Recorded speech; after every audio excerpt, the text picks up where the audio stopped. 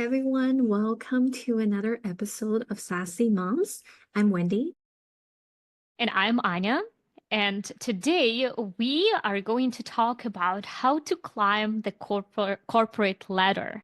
Wendy, I had so many moms or women who are planning to become a mom just Mhm. contacting me and saying, Anya, you were able to build your career. How do I do the same? Can I do what you do? Give you some advice.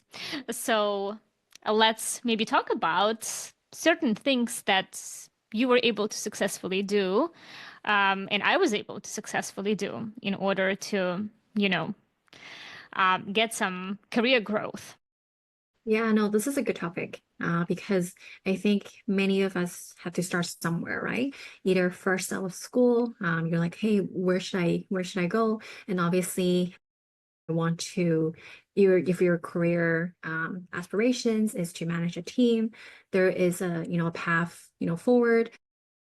And then especially when I was, first out of school, like I had no idea on like some of the soft skills that I should be honing in on. And it took me a while to, understand that. So this episode is for those who are kind of early in their career, or you're kind of an individual contributor and you wanted to as well like manage a team, climb that corporate ladder, or maybe someone that is in a different career and you wanted to kind of transition, and how do you grow that. So when we were first discussing that we were going to do this episode, I kind of jotted down some notes on like, okay, what are some of the things that I wish I knew when I started my career, things that I can hone in on and things to embrace. That's where we started. So maybe before we even get there, Anya, I'm interested. Maybe just tell a little bit about, hey, where are you at in your career? What are you doing now? Maybe just to give some context for the audience. Yeah, I mean, I'm a little bit jealous of those people who are going to watch us because I wish there would be someone like us doing podcasts about this back in the days when I just started. Because I had to, I don't know, I had to honestly like work on my career and figure things out myself. So if someone would give me a cheat code, I would highly appreciate it. So please, everyone, do like our podcast because this is how we can get high in rankings, and we do it with our, with our soul and heart. But yeah, I think that in general, like background is that me and you, Wendy, we are working in a very large corporation, and we, I guess, manage teams, and in fact, our responsibilities increase quite like every year, I would say, as we get more products, as we grow together with company, and through certain things that we did right, we can really help people out there. So Yeah, I joined my company around 6 years ago already, and I know, right? Crazy. I joined as a junior associate product manager. A little disclaimer here is that this company where that I joined didn't hire me the first time I went through the interview process as a product owner, and they rejected me.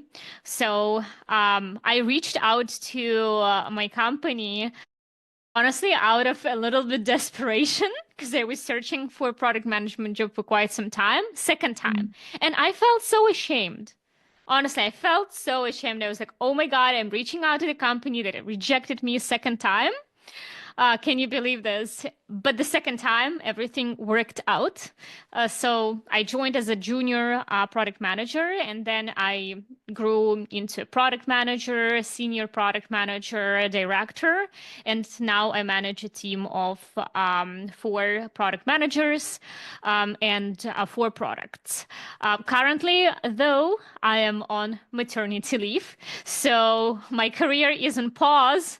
Please do listen to our episode number 13, where we talk about career stall. A very interesting topic. So this is where I am. And I'm also doing this podcast. So this is something that Yeah, I like doing a lot. Wendy, what yeah, about you? yeah, very similar. So when I actually joined our current company, I already had so I guess like talk about I think you can listen, I think back to episode 2 or 3 where we talk about our career path. I won't, bottom Yeah. or board you guys on all the details, but where I first started, I was a general marketer. So I was doing everything under the sun, from demand gen to press releases, like public relations to everything in between. I didn't know I was doing product marketing for my previous job, actually. But I was interested in product marketing, and that's where I kind of honed in on the skill set to get there. And then actually previous to where I'm at, I was managing a very, very small team, a team of one. Nice. A team of one. And it was the entire marketing team. Mm, We had like external contractors and things like that. And when I joined our current company, I was actually, my title was a managerial role, but I didn't have a team.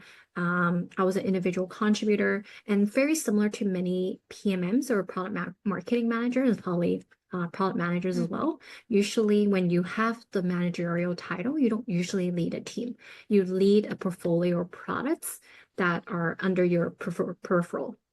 So mhm, as I climbed up the corporate ladder, I did have a team that concentrated on certain products, and I oversee the strategy for that in terms of product marketing. So that's where I'm at. My team is still very small. It's a team of two. I used to have a team of three, but now with all the changes, is a team of two. So it's not a huge team, but I think with how it is set up in our current company, product management and product marketing do have a lot of strategic initiatives and a lot of strategic goals that are really tied to the business objectives. And that's why our roles, I would say, have a high influence on the business objectives, business revenue, how the business is, working. So there's quite a bit of tips that we kind of consolidated in order to help the audience understand, hey, how can I climb up the corporate ladder? How do I even switch from a coordinator to a specialist to a manager to now a director? Because a lot of times after that manager role, you hit a ceiling. That's what I see mhm, most of the time. That's where majority of LinkedIn requests is like, hey, I'm a PMM. How do I become a director? And then from there, like, how do I become a VP and so forth? I think that's where people hit that ceiling. I don't know if you mhm. agree, Anya. Yeah, yeah, absolutely. And in product management, this is especially um, big because if you work in a startup, you can even have a title of manager, but you are just kind of alone, like a person. You don't really get the exposure to managing people and Yeah. don't get this experience, which will be required once you transition to other companies. Mhm. So, yeah. Yeah. All right. Well, let's first kind of start out with some of the things I jotted down. So the first one, I live by this, and I still live by this, is get comfortable being uncomfortable. So what I mean by that is growth doesn't happen when given to you. It doesn't happen when you're doing just your job. Growth happens when you're out of your comfort zone, like things that you have never done before that are not part of your role per se, I would say is where you can see the growth and more of that impact. Just some examples, I'm kind of just going through my journey is when I Hmm. first started as a PMM at my company. PMM is not really a, I guess, like center of the organization. It's usually on the back end. So when there was events and things like that, I'm like, hey, I want to do public speaking. I've never done it before. I'm probably not great at it, but I do want to present. And I was Hmm. actually given the opportunity to present on our product roadmap, which is Hmm. probably not a traditional thing that a PMM would do, but it's Yeah. something that I'm like, hey, I want to do it. I've never done it before. I was like so nervous. I had butterflies in my stomach as I was walking down the stage and things like that. But it was such a great experience that exposed me to, the executives, like, because they were on the room. They're like, oh, okay, like, yeah, like a PMN can do this as well. So just embrace things that you've never done before, get out of your comfort zone and like do things that maybe aren't part of your role is probably my first recommendation. I actually want to add on it because when it comes to feeling uncomfortable, uh, for example, I'm a person who likes finishing things, but I also like to, let's say, if I need to do 10 tasks, I need to ensure I finish all 10 tasks. So this was interesting because I think in any role, especially within technology where things change so fast, you always have a huge backlog of things that you need to do. And Hmm. I learned how to live with the feeling of never like fully accomplished things or fully accomplished tasks. Not the fact that you start and don't finish tasks, is the fact that you have to prioritize which task you finish first. Yes. This means that sometimes, and not sometimes, very often, when you are off work on Friday, you still have 10 more things you need to do the next week. And obviously, if it is required to work extra hours, I would do it. But if it's not like immediate urgent timeline, I would still do it later. But just being constantly living with the feeling that there is so much work to do, but every day you have to focus on just one task. Currently, I'm comfortable with this, but in the beginning of my career, when I just started and I knew there is a lot to do, there is a lot of things to work, but still, your work-life balance is important. You need to be careful to not burn out. And there is always like a lot of work. So just Yes. living with the fact that there is a lot of work always there was again quite hard for me, but I knew that I need to prioritize because I need to do high impact tasks first or Yes. high impact initiatives first. Yeah. So even Yeah. things like that are important, like being cautious about certain things and your feelings, but prioritizing impactful work. Um, Yeah. it No. can be especially like big for like the students who are like A students, because Hmm. at school you tend to get all A's and you Yeah. tend to finish your homework all the time. But now at work, it's kind of impossible to do everything you want to. Yeah, I think to that point, I think a good question to always ask as you are a junior or as you're climbing the ladder is, what are the tasks I'm doing making an impact? And if Hmm. not, then be comfortable asking your boss, um your other colleagues, like, why are we doing this? Should we be doing this? And get comfortable asking that and be okay with asking that. You're not challenging your boss. You're not, coming off as like you know it all, but it's like, hey, I have these 5 tasks. Hmm. These two, I believe it's making an impact in XYZ, and that's aligned to my company objectives, blah, blah, blah, blah, blah. The last three, I'm not 100% sure how that's aligned to, the business objectives, the impact. Can you elaborate? I think that's, a good way to just ensure that what you're doing has an impact. And really, you like Anya said, you need to have a work-life balance. I'm not suggesting you need to do everything, right? Hmm. Because especially in a technology company, it is so hard because business changes. My to-do list never ends. Like Exactly. 10 is I maybe done 2 this week and then 5 others are added. So it never ends. So you really need to help yourself prioritize and understand the impact you're making and be comfortable asking your boss. Like, hey, what am I doing? Are they actually making an impact? Because if they're not, then don't do them. Simple as that. And this is how you can like really strategize your role in making sure that whatever you do is making an impact to the business and is being, illustrated. Because that's how you can actually climb the corporate ladder. Because if you're doing 10 different things and you're doing 10 different things okay, no one's going to really notice your work. So that's, yeah, that's a really good point. Yeah, and don't just do things for the sake Yeah, of doing things. So yeah. no one is interested in that. Yeah, and then also like things that you have been doing like last week, last month, last year, doesn't mean you have to do it now. Like do it again. Hmm. things change and there might be better ways of doing it. So always question like, hey, or what I'm doing making impact is so critical. I'm always challenging my team as well. Like sometimes like we'll do a one-on-one and they'll be like, oh, I'm doing this and this. I'm like, but why? Why? Mm-hmm. Why are we Yeah, doing it?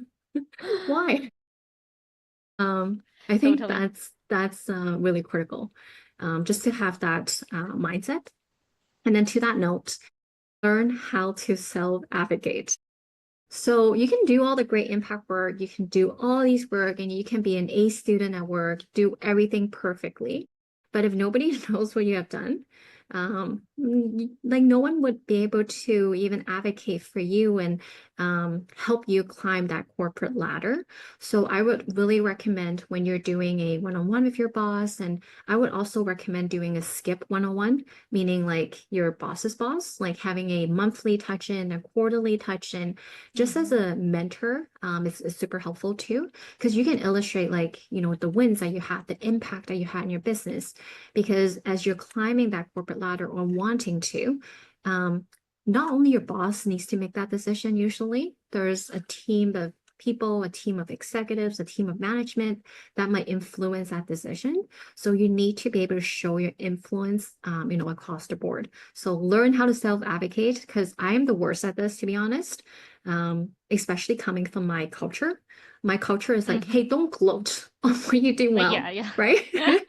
Like, Yeah. I'm just like laughing because we actually have so similar like background with you. yeah, like, don't grow. Like, what are you? Like, Yeah. like you're supposed to do well. Like, don't tell other people what you've done. Like that's how I was brought up. So Mm-hmm. for me, this one was a key learning moment for me because I'm like, people are supposed to know if I do good work. Why do I have to tell people, right? But it's so important because nobody can advocate for you if you don't do that to yourself. Yeah, and it's important advice also when it comes to the salary increase. No one is going to come to you and say, "Oh my God, you did such a great job. This is your compensation change and increase." I actually have so many friends or like people who just talk to me and say, "But they didn't even give me like a promotion this year." Okay, they didn't, but what did you do in order to get a promotion? Did you ask for a compensation increase?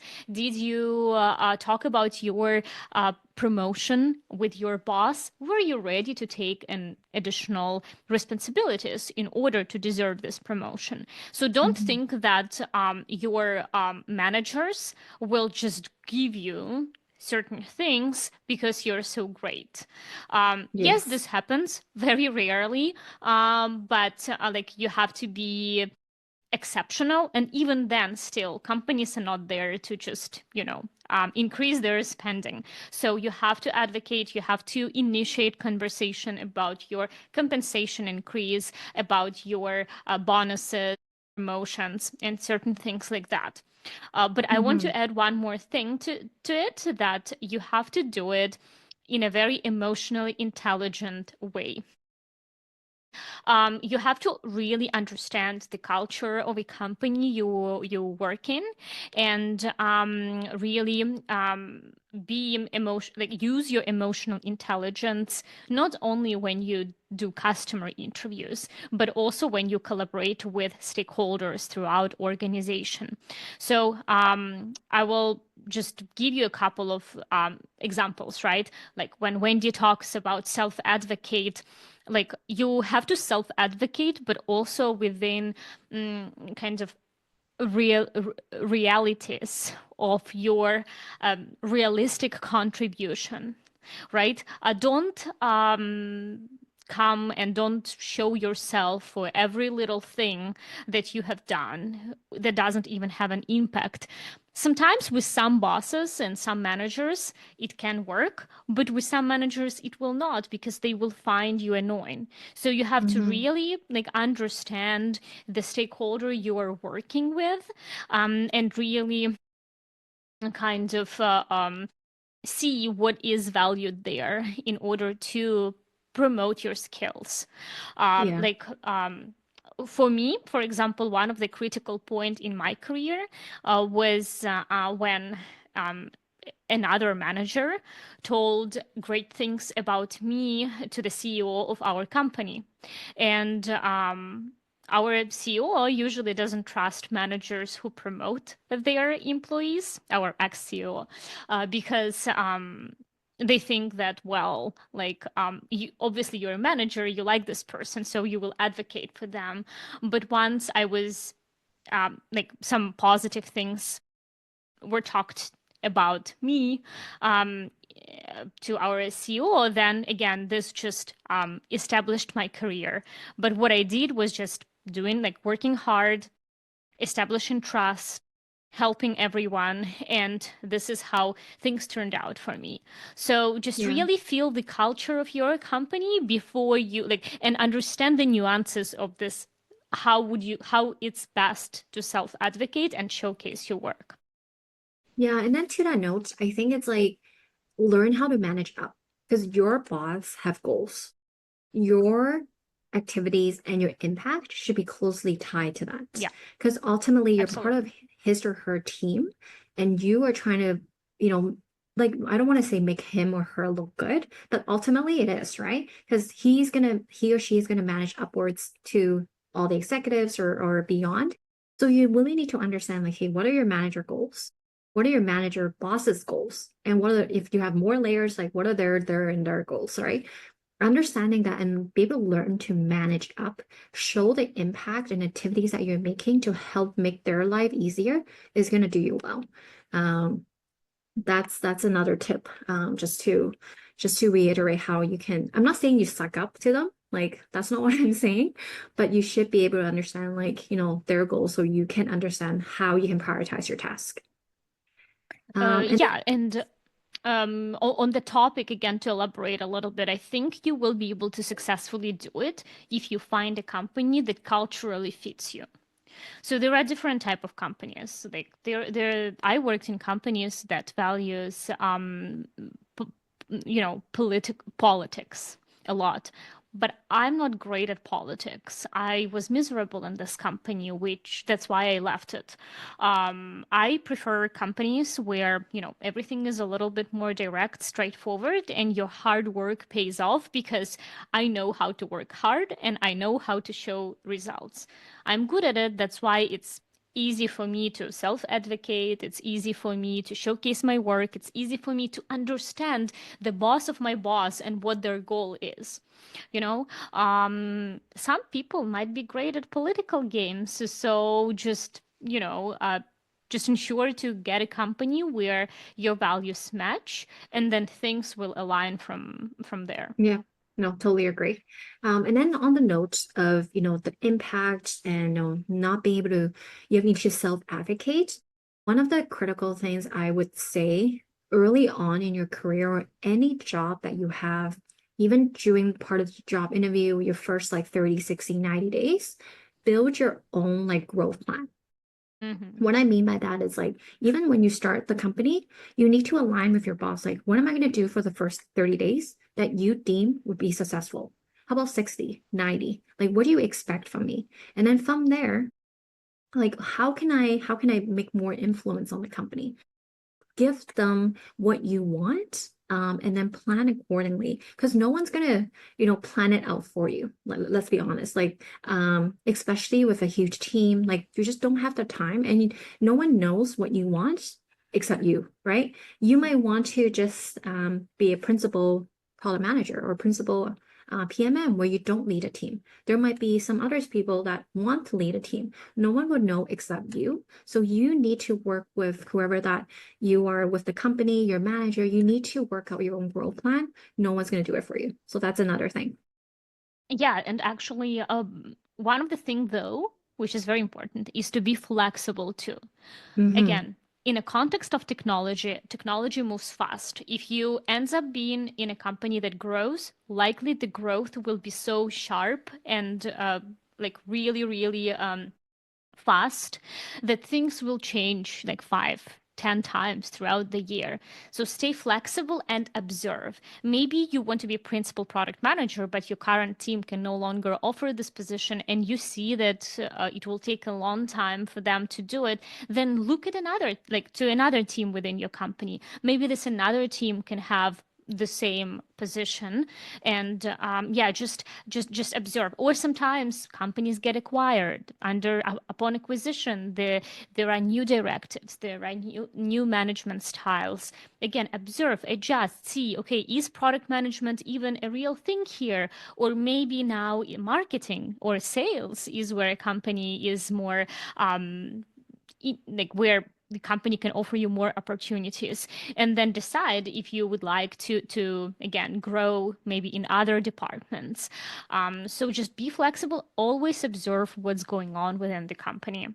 Yeah, that's a really good point too. And I think if you think about even like climbing the corporate ladder, I don't mean just vertically. It could be mean laterally too. So Hmm. like you could, if there's opportunities that you think, hey, if your ultimate goal is to be a CMO and you're currently in product marketing, but there's a huge demand for like demand gen, for example, it's a great opportunity for you to maybe like take on demand gen because that adds on to your resume and your portfolio that ultimately, if CMO is your goal, that's a great move for you. So I think just look at like what you want to do and don't be so rigid on like, hey, this is my plan and this is the only path, like what Anya said.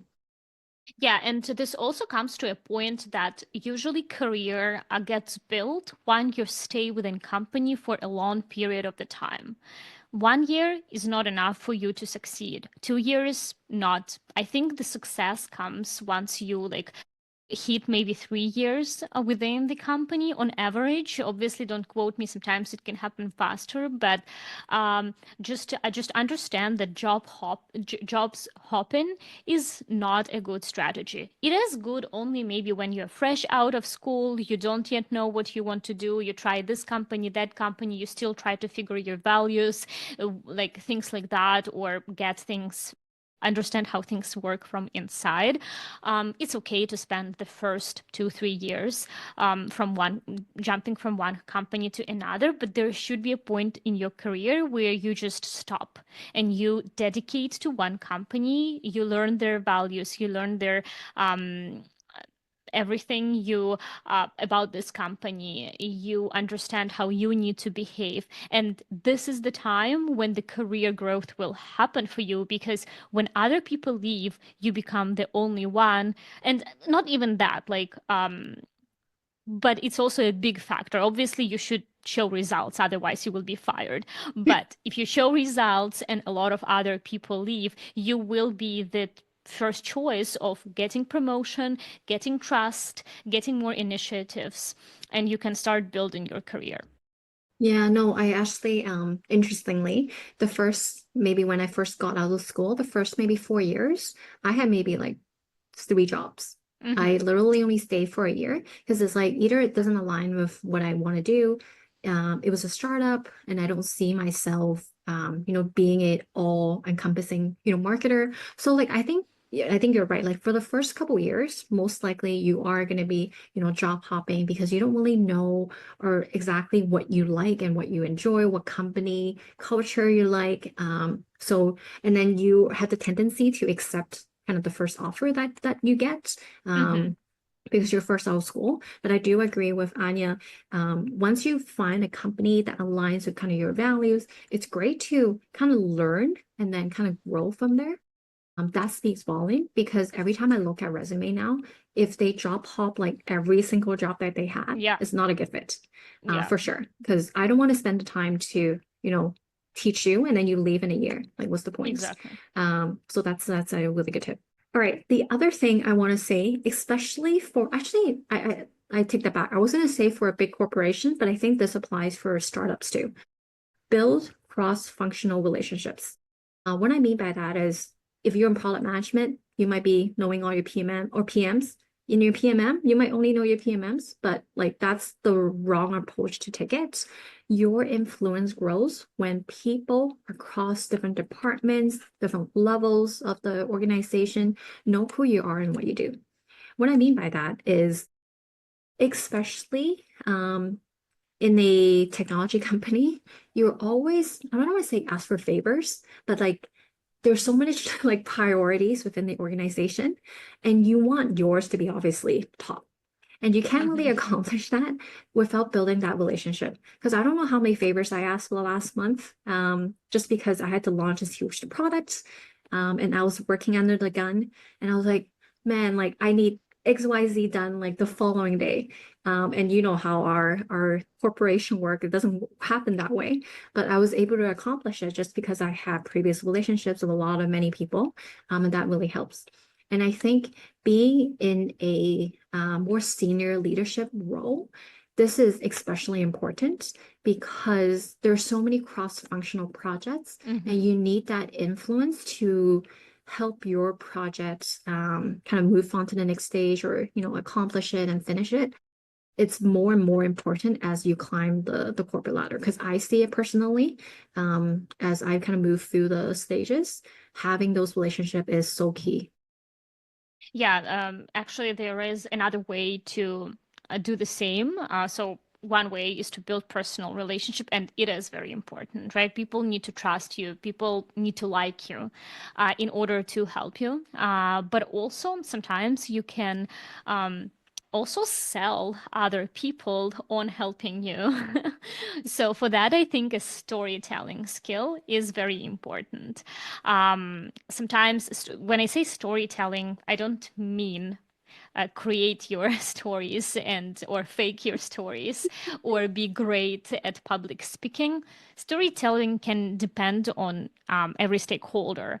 Let's say if you need to sell support on a certain idea or on the fact that they need to suddenly support extra product or extra service, right? You can sell them by showing potential revenue that their department can get from, like maybe you can do a forecasting model for them, or you can show how certain initiatives can decrease costs to like finance department, right? So really just in addition to building this personal relationships, sometimes you will be in a situation where you don't have a personal relationship, but you still need to ask them to do certain things. And this is where you have to start being creative of what is the motivate, like you have to understand what is the motivation of this Hmm. department or the stakeholder and kind of build upon it when asking for this help. And in general, storytelling, I think, is important everywhere. You have a interview when you apply to a job. You need to be a great storyteller in order to sell yourself, sell your skills, and sell your value. So this will be Yeah. my point here. No, I agree completely. Um, and other thing is, I think we talked about this on one of the skill set as a PM, and even sometimes like PMM too, is really get comfortable on learning how to say no. So this goes back to impact. And PM career. Oh yes. Entire I PM career yeah. is an ability to say no. Yeah. So I'm just want to say, like, as a PMM, I don't know how many requests I got just today. Like just today alone was probably Okay. like more than a handful. And I don't know how many times I have to say, oh, like this is not part of our initiative. This is not, like, can you elaborate, like what do you mean by this? Like there's so many questions I had to ask. And then at the end of the day, it was like, actually, it's not that important. You So know, like, like, yeah. so it's just really interesting. Like people always think everything is so important. And then I get these messages like urgent, urgent, urgent. I need you to get this done and this and this and this. And I'm like, hold off. Like, what are we trying to accomplish here? What is a slide deck for?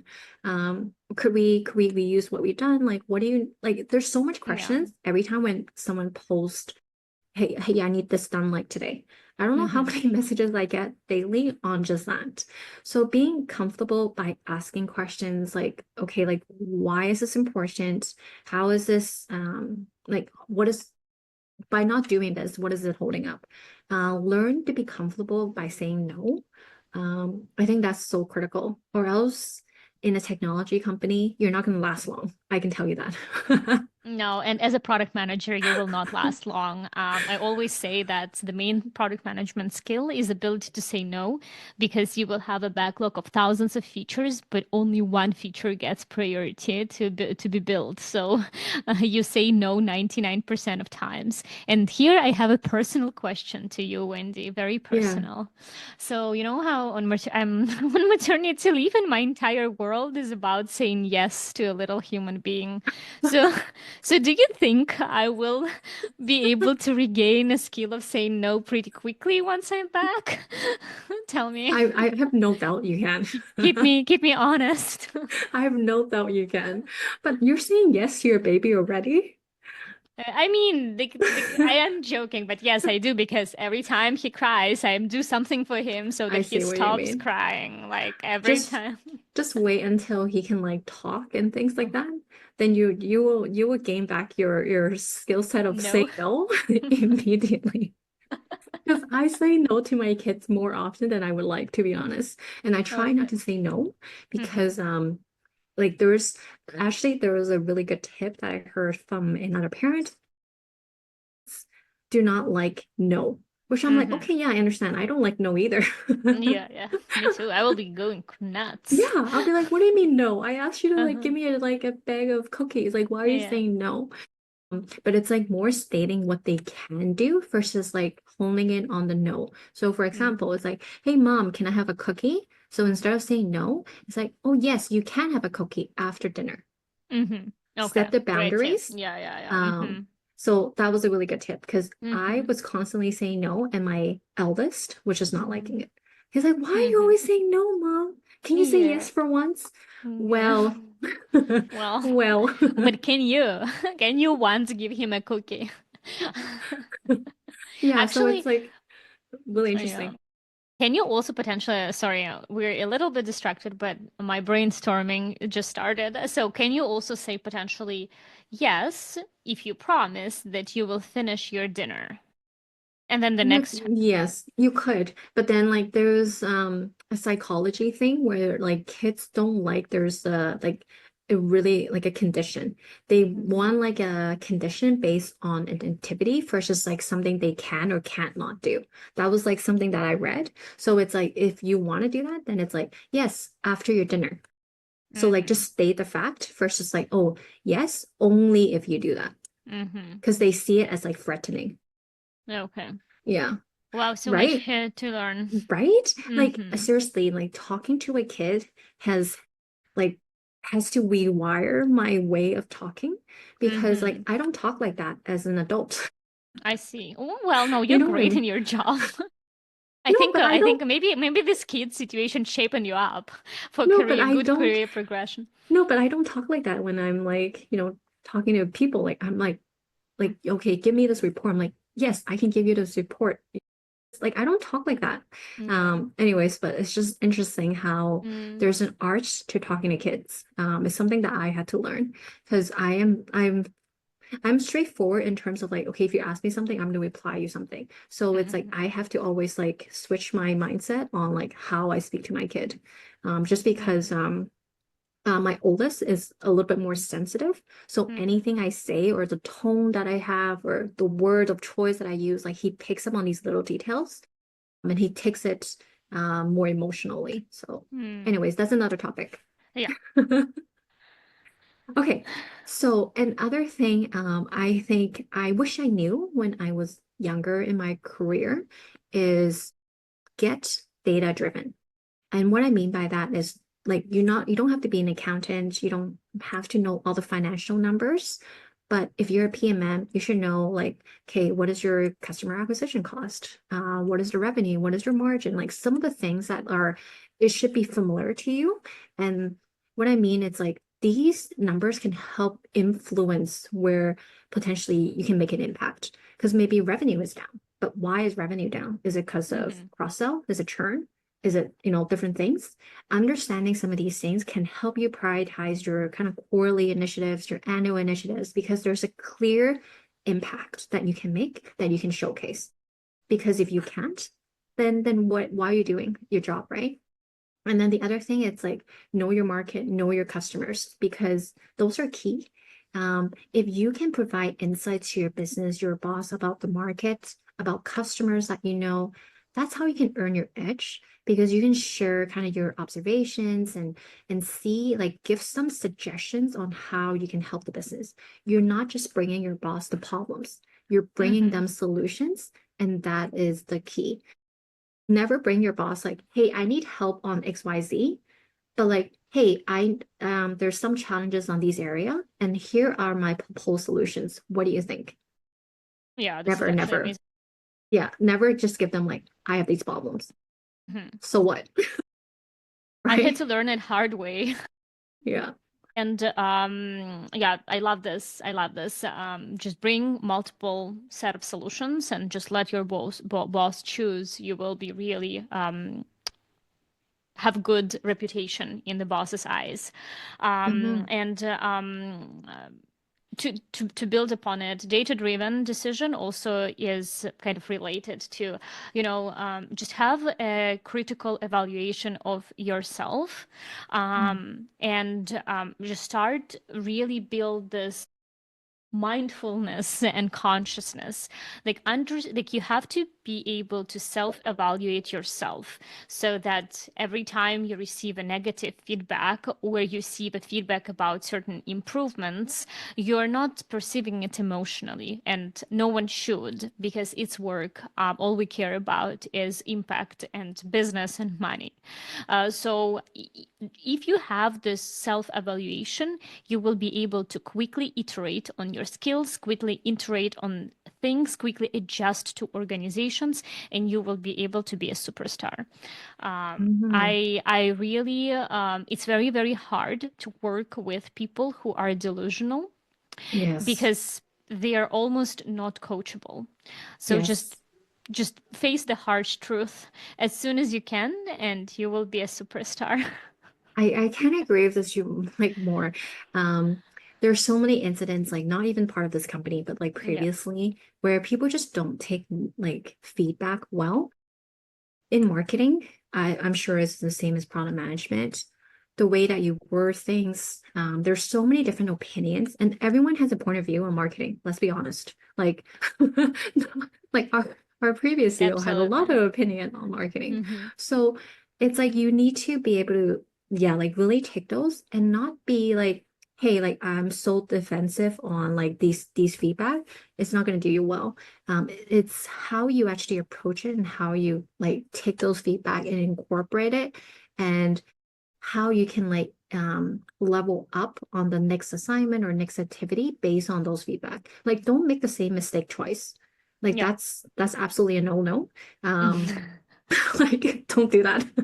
Because if your boss told you like you need to work on this and then it's like okay, you don't take it and then you do it again and again and again, like Yeah. then I have no You are very no harsh. I mean, no I think advice for even you. if you do a mistake second time, it's okay as long as you're like, oh my God, I remember we talked about it. I should have done XYZ. I didn't do.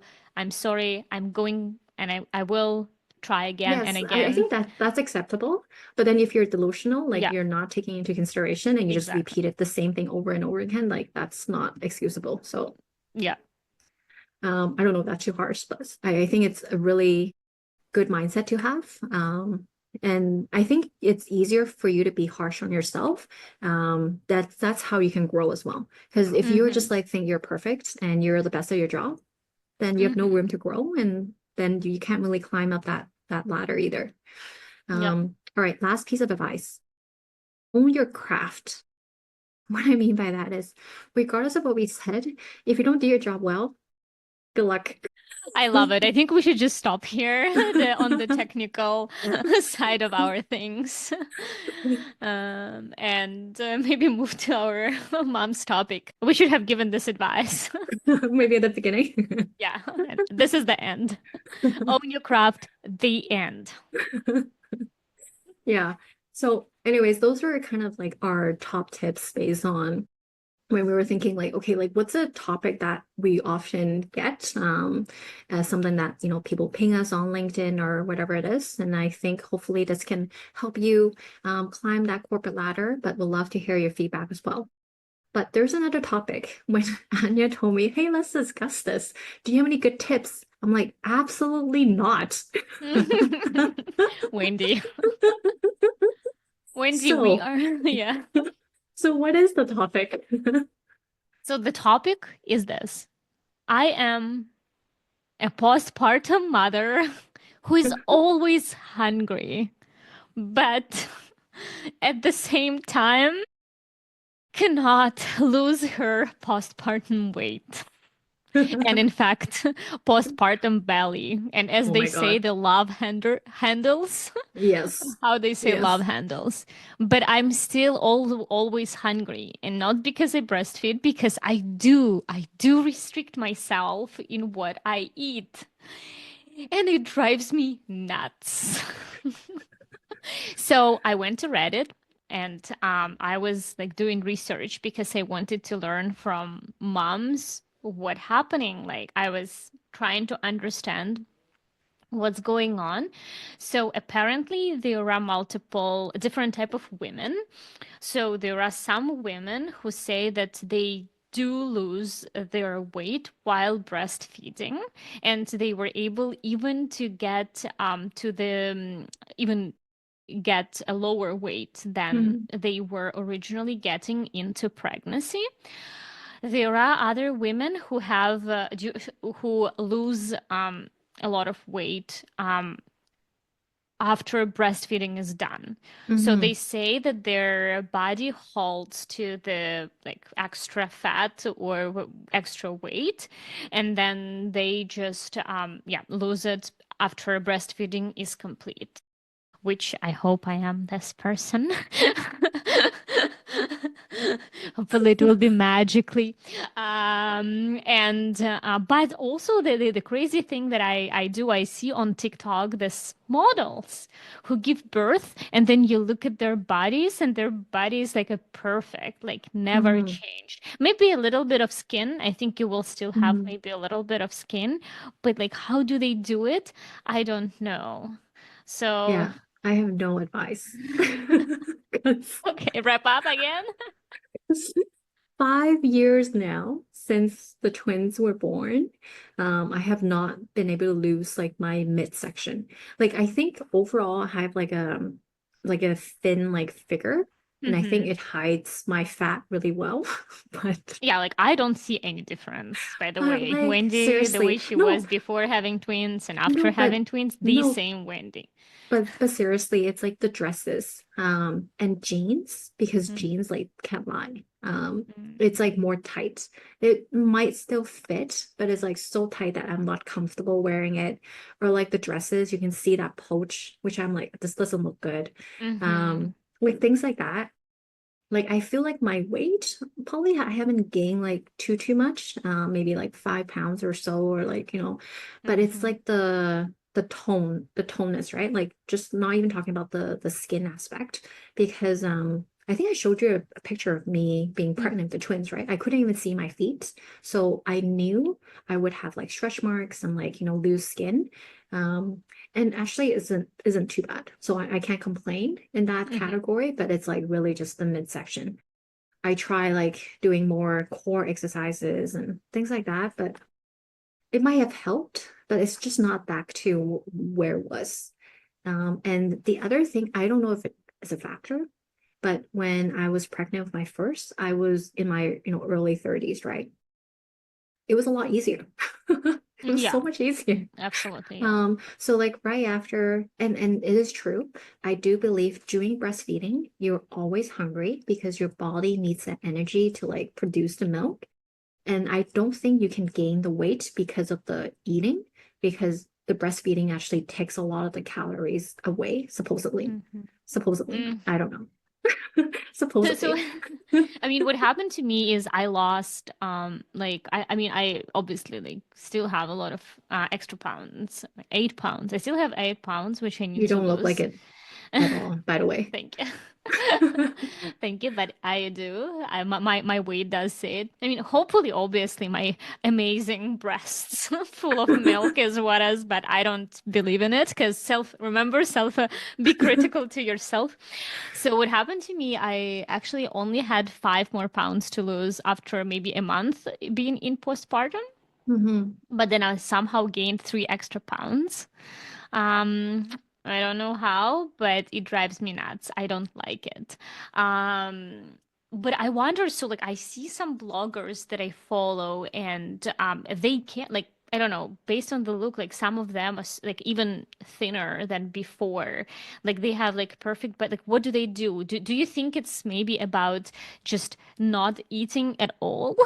Yes. Or like eating 1 carrot a day in order. So Yeah. it's possible, but it's like more difficult. Yeah. And I do have to say, when I was breastfeeding, I was constantly hungry like you, like Yeah. constantly. Um, but then I think with my firstborn, because I was also in my early 30s, so I was younger, Hmm. I was back to kind of my normal weight, maybe like I want to say like maybe 7 or 8 months postpartum. Okay. And I I still have two think more months. yeah, I think a Uh-huh. big factor of that is also the breastfeeding. I think in my previous episode, I talked about like how I was like crazy in terms of Yeah. breastfeeding. So I was constantly pumping and constantly doing that. So Yeah. potentially that has something to do with it. Because with the twins, I didn't lose a pound when breastfeeding. Like not a pound. I So know. I don't know. I have no good tips, but like I'm still trying to like tone my midsection. Like I'm not driving Hmm. myself crazy because I'm like, oh, whatever. I still have these dresses and jeans that I'm like, I'll put in the corner of my closet. One day I can wear them. Okay. Actually, I also have different type of jeans. So there are more stretchy jeans, Yeah, which I was not able to fit during pregnancy, but now I do.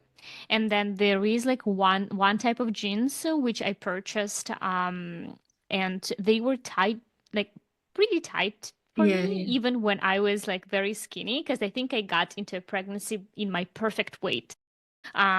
So I was able to wear those. So I didn't even try them. Like I'm so scared. Like I don't want to get depressed. I'm not going to even try them. But one point though that I think is important is that you and me, we didn't really gain like a lot of weight. mm, Like if you look hmm. at us, I guess, like I looked even at your picture when you had twins, you were just normal Wendy with big A huge belly. belly. That's it. So, can you share any tips on how to, maintain healthy pregnancy weight? Hmm. And I will share some of my story and my tips too. Yeah, so there is like guidance on how much you should be gaining per week. I don't remember exactly what it was, but I was within that range. I don't remember was it a pound after second trimester or something a week. I Hmm. actually don't recall, but you can probably look at it. There's a guidance. I would recommend that if you're like a lot over, you need to really control yourself. Because like Anya and I said, it's hard to lose those weight. So I mean, so don't do it. the obstetrician that I went to, like basically she said that if you live a lifestyle like we here in Canada where you have breakfast, lunch, and dinner, really you don't need extra calories. And Yeah, you you might don't. need only extra maybe in a third trimester, but it's like this amount of calories is like one banana or two bananas. Uh, so it's really like a wrong mindset that if you are Yeah. pregnant, you need to now eat for two. This is the Yeah. biggest illusion. Yeah. Actually, it's so funny because with the twins, my mom always thought like I wasn't eating enough. Hmm. Because I'm like, oh, you have like two, and then there's you, or like they were just getting all the nutrients from you. So I think the biggest tip that I have is prioritize what you eat. Like Hmm. I prioritize a lot of the protein. Because actually in my first trimester for the twins, and I guess like first and second, I didn't really have appetite for meat. And it was just like so hard for me to eat. So I ate a lot of like beans and like other protein like tofu and things like that just to fill up or give them the nutrients that they need. And like control yourself as well because I did have cravings. I forgot Hmm. what I craved, but it wasn't healthy for Hmm. sure. I craved Um, sweets. Yeah, I don't remember. Was it with my firstborn? It was like sweets, and then the second like time was like salty stuff, so like chips and Mm-hmm. things like that, right? Mm-hmm. And I don't know if it was reversed, but it wasn't healthy things that I Mm-hmm. craved. So it's like prioritize like the what you need as a nutrients, and obviously don't starve yourself. Like if you crave it, then just eat it because it's you're gonna crave it more, at least from Mm-hmm. my perspective. But just in like control, and then like watch your weight. Like if you're like way over like the optimal, then you just need to control yourself because it's so hard to lose that weight. So don't do it. Yeah, so for me, I did the same. I controlled myself, but also a history. So before I got pregnant, I actually started eating usually only at 2, 3 p.m. in a day. So Oh, I was like really? on a more like intermittent fasting. So I Ah, ate like a pretty like large dinner usually, and I mean, I didn't follow intermittent fasting strictly for everyone to know, but I like usually would just drink like cappuccino or like milky beverages, and then I would eat like a large dinner and usually don't even restrict myself in the evening, but it worked very well for me. ah. Plus I did like a lot of yoga exercises. So all of this kind of were very nice. So when I got pregnant, I obviously was not stupid. I understand that intermittent fasting is not something that I can do. So first trimester was okay. I was not even craving much, but the only thing that happened to me, like I had to eat at like 11 a.m. or 12 a.m. Like I had to have a something. But then second trimester, when I was starting, like I was craving sweets and I started to see that I am really, really hungry. And I just started limiting myself in terms of just doing like smaller portions, Yes. and also not trying to snack. Like I removed snacks. So like let's say I will wake up, I was craving sweets. I couldn't just I wanted sweets. So I would wake up, I would usually have like a decaf coffee with milk and chocolate. Right? But then I will not eat up until like 12 p.m. And then at 12 p.m. I would eat like a little sandwich or a bread and butter and honey because I wanted sweets, and then have like a bigger dinner in the evening. So I kind of, there was this point when I just really controlled it. And Mhm. so um, I still have extra pounds, but I don't think I look like, like No, very you don't. overweight. You don't. Yeah. Yeah, you don't. Yeah, I think Um, it's really just control. And then control. I think the other thing is like walk. Hmm. Like make Yeah. some sort of exercises because it will help for your birth too. I Hmm. think we discussed this is like the more you walk, the more you kind of do exercises to help prep your baby. So then, he or she is on the right position. Walking is like the best thing. Yeah. I think during the entire pregnancy, even with the twins, when I had a huge belly, I walk like every single day, after Wow. dinner, everywhere. Um, and that was like my thing. I walked at least like half an hour, and it's like I know this will help me and like, to get my Hmm. mind off things and whatever it is. It's a nice exercise and it doesn't strain your body as much as, other things. So highly recommend at least incorporating walking as well as some sort of control. Like you don't have to go crazy. But just know postpartum weight is not that easy to lose. So, be in control. Absolutely. But anyway, I guess if anyone knows how to lose this Yes, please. postpartum belly and what to do Yes. with it, just please Ping send us. us advice in comments. We are going to read and hopefully help other moms. But yeah, I'm still on this journey, so I am planning once I finish breastfeeding to stop eating. All right, with that, thank you for listening and thank you for joining us. If you like this episode, please remember to subscribe and we'll see you next time. Yeah, see you. Bye for now. Bye.